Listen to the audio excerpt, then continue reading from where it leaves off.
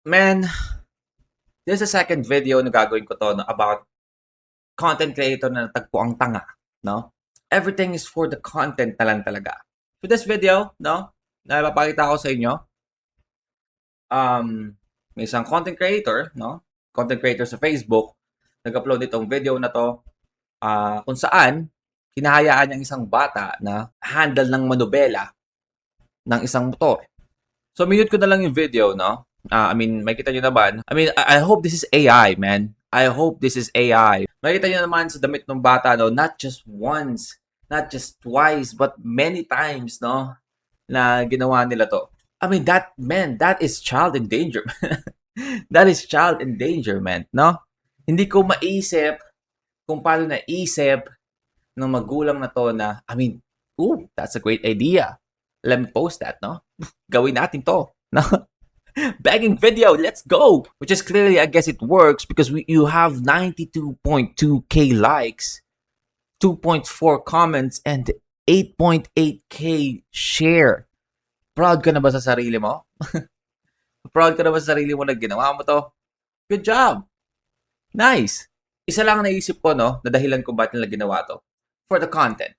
Kasi kung maayos ka na magulang, no, hindi mo gagawin to. Onting mali lang na mangyari dito. Single na motor tayo, onting mali lang na mangyari dito. Buti sana kung ikaw lang papahamak, di ba? Kaya mo na yan, tikas na buto mo, no? Matigas na laman mo. Pero, batang-bata pa to. Para onting puwesa lang dito sa batang to, pipilayan to eh.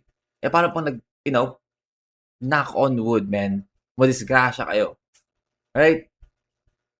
Most probably ikaw, magkakaroon ka ng tosino sa balat, no? Alam mo yung sugat na pamukhang tosino, pwede kang magkaroon ng ganon, pasa, di ba? Gasgas. Pero isipin mo kung ano mangyari sa bata na.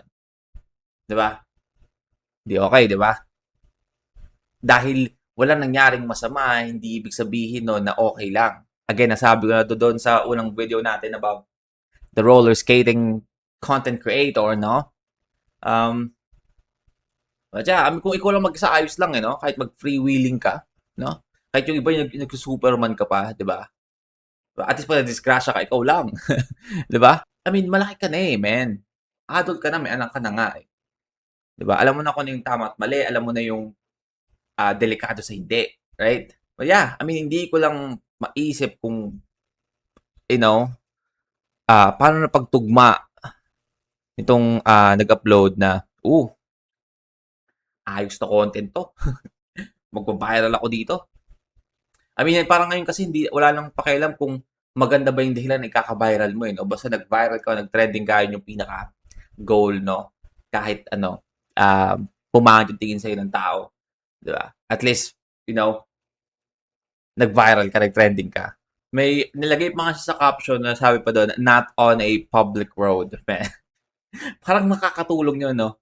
Parang porket lalagay mo na not on the public road, parang sabihin sa'yo na, not on the public road naman pala.